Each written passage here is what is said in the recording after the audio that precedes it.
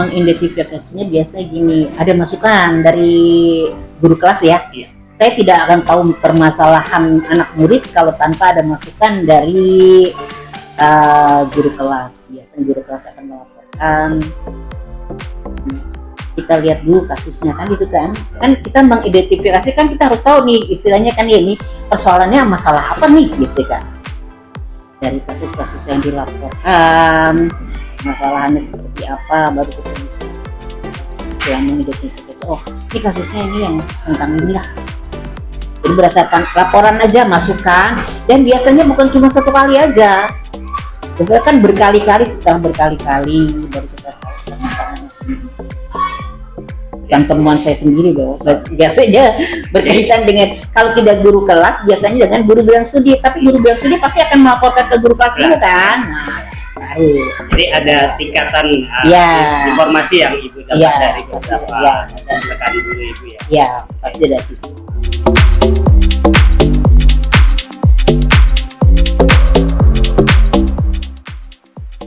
Biasanya kalau ada kasus-kasus seperti itu, saya tidak mengambil keputusan sendiri ya. Saya kan punya bidang kesiswaan gitu. Belum memutuskan itu, kita panggil dulu. Panggil dulu orang tuanya. Panggil orang tuanya, permasalahannya seperti apa sih gitu. Backgroundnya seperti apa, gimana nih anak gitu. Kenapa sampai begitu. Terus nanti kita diskusikan dulu sama dengan guru kelasnya, dengan guru bidang studi yang berkaitan dengan anak itu. Terus kadang-kadang dari situ kita akan tahu permasalahannya. Ini sebenarnya kenapa nih anak ini seperti ini? Kita gali latar belakangnya, akan tahu ternyata penyebabnya bukan cuma dari anak ini sendiri. Background orang tuanya, biasanya background orang tua itu yang paling berpengaruh terhadap permasalahan hati ini. Iya, jadi kita nanti tahu permasalahan seperti ini. Jadi kita simpulkan gitu. Biasanya saya nanti belakangan memberikan masukan. Biasanya ada guru kelasnya dulu memberikan masukan, memberikan laporan. Biasanya kan bukan cuma baru 1 kali 2 kali ya. Kalau sudah dihadapkan kepada saya itu permasalahannya biasanya guru sudah memanggil beberapa kali. Gitu. Dan sudah ditangani juga sama wakil kepala sekolah. Udah baru ke saya kasih dulu kesempatan biar guru sementara guru bidang studinya kan pasti tahu juga. Nanti wakil baru terakhir saya. Kita ambil keputusan yang kira-kira tidak merugikan anak juga gitu. Gitu ya Bu ya. Baik untuk semuanya.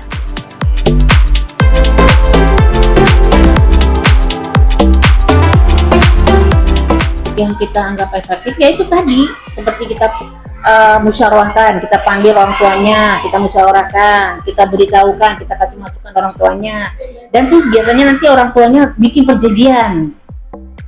Itu kan salah satu cara efektif tanpa kita memberikan hukuman yang secara fisik ke anak-anak. Misalnya kayak kita shock terapinya bukan shock terapi kita marah-marahin ya, kita panggil anak juga, kita kasih tahu, kita bernasihat. Enggak kasihan sama mama kamu seperti itu. Kita gugah hatinya dia aja, paling efektif biasanya. Katanya kamu gak sayang sama mama kamu. Kalau mama kamu sedih kamu gimana? Jadi ini emosinya yang kita ibarat kita korek-korek lah supaya dia nanti.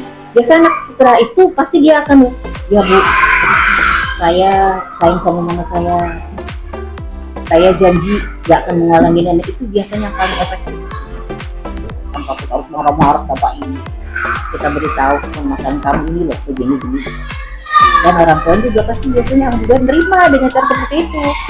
Aku kurang pakai dimarah-marahin gitu. Artinya ada kolaborasi ya? Iya, kolaborasi harus kerjasama dengan orang tua.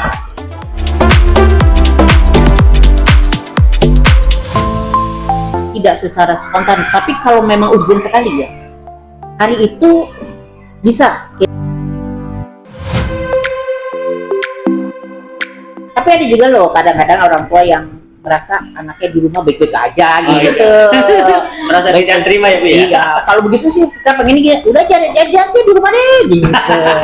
Tapi kan kita nggak bisa dikembalikan ke orang tuanya. Itu tadi ya dilema itu, dilema kita kan.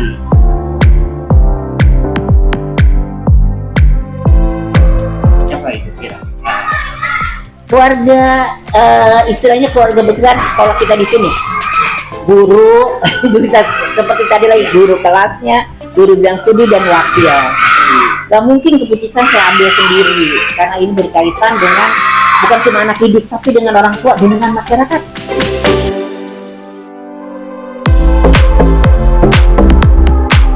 Pengalamannya saya ambil, setiap permasalahan anak itu pasti ada penyebabnya, kan? Dan penyebab utamanya biasanya kalau faktor kenakalan anak-anak itu masih biasa. Kadang anak iseng sama temennya, itu masih faktor yang wajar-wajar lah. Tapi biasanya faktor lingkungan keluarga yang penyebab utamanya itu.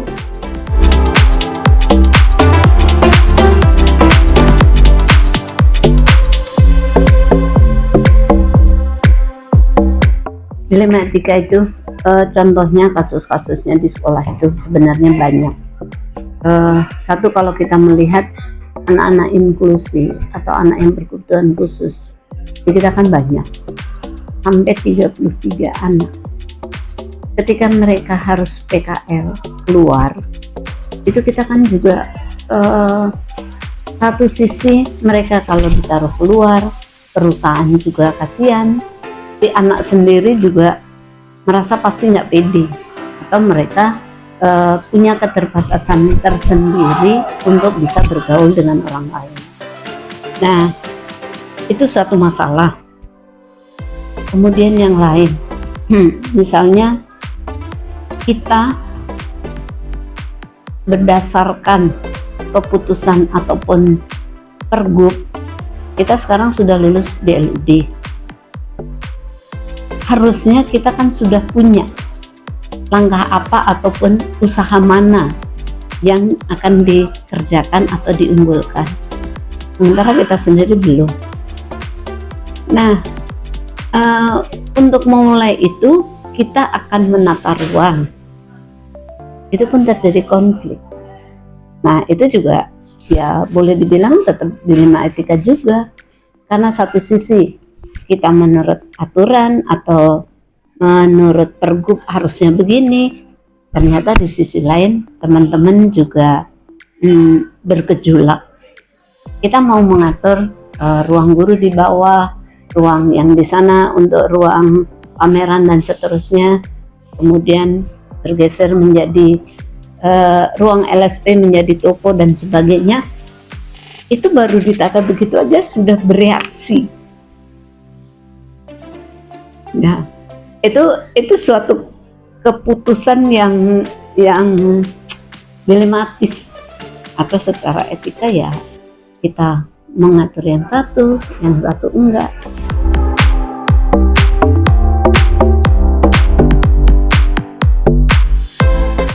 Sebenarnya kita masih kasih opsi.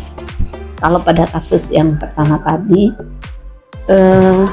yang pertama anak-anak berkebutuhan khusus, kita kemudian diskusikan dengan teman-teman, dengan rekan guru, dengan guru produktif, karena yang mengampu mapel produktif itu adalah guru-guru produktif.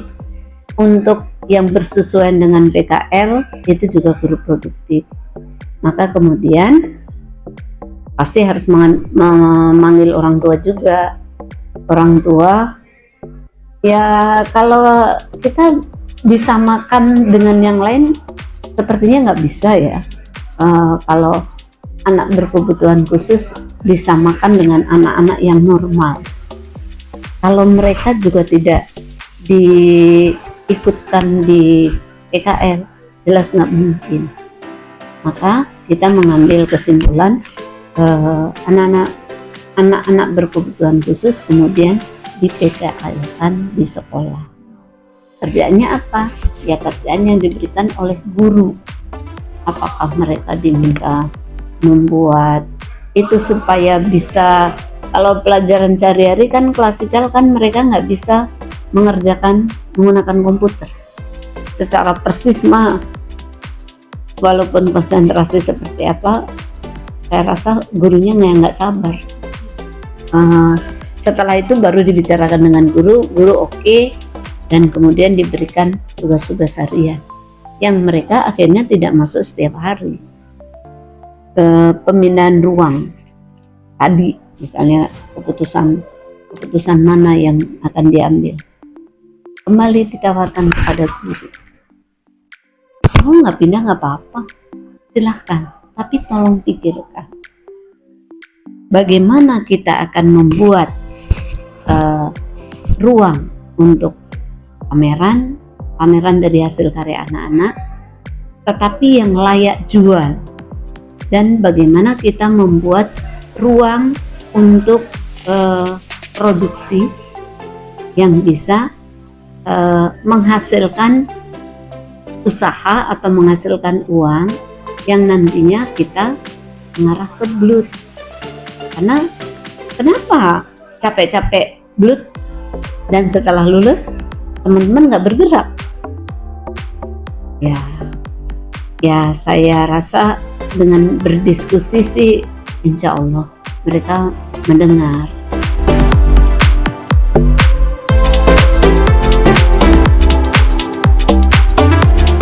Didiskusikan bersama, ketika itu diskusikan dan menemukan jalan keluar, kita akan lihat apakah keputusan itu benar, untuk layak kita teruskan, ataukah ada hal positif negatifnya dari semua permasalahan itu, untuk nanti diambil kesimpulan mana yang terbaik.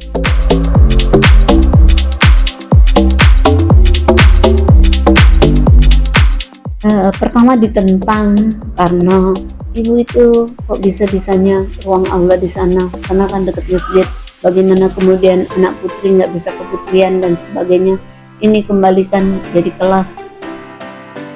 Ini dulunya aula, kemudian jadi kelas. Ketika itu baik secara umum untuk kemaslahatan umat, ya jalan terus. Ya saya bilang nanti sehari, 2 hari, 3 hari kemudian mereka setuju, ya kita ambil kesimpulan itu, ayo jalan. Karena ketika seperti itu ruangan nggak karu-karuan dah sebelumnya gitu, tapi ketika ngambil keputusan dan teman-teman di manajemen khususnya oke, setuju, diikut aja. Bahkan mereka nggak terpikir, kemarin kita nggak kepikiran ya harus begini harus begitu. Ya alhamdulillah, insya Allah ketika kita melangkah itu adalah hal baik, lakukan.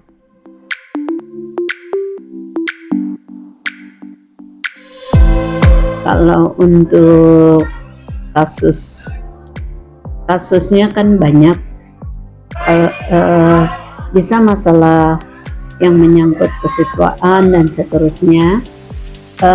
Kalau yang menyangkut kesiswaan, tetap saya memberi keleluasaan atau memberikan dulu kepada guru BP, wali kelas, dan kemudian sampai di kesiswaan, saya akan memberi seminggu lagi baru ke saya.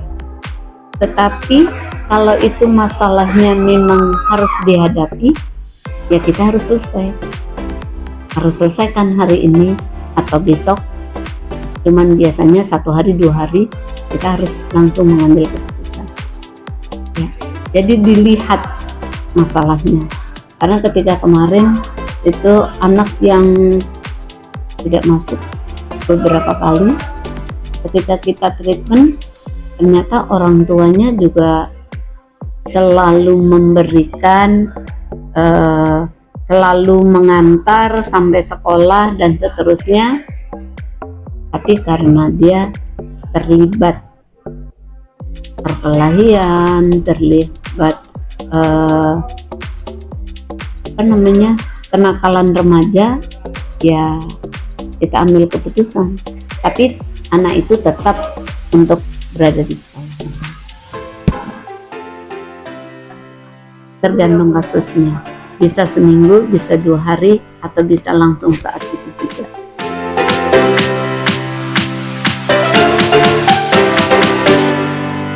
Banyak hal ya, sehingga kadang kita dibuat pusing, bahkan kadang seperti orang berantem kalau mengambil kesimpulan atau mengambil keputusan itu, karena kadang orang tidak tahu masalah A, masalah B, dan kemarin masalah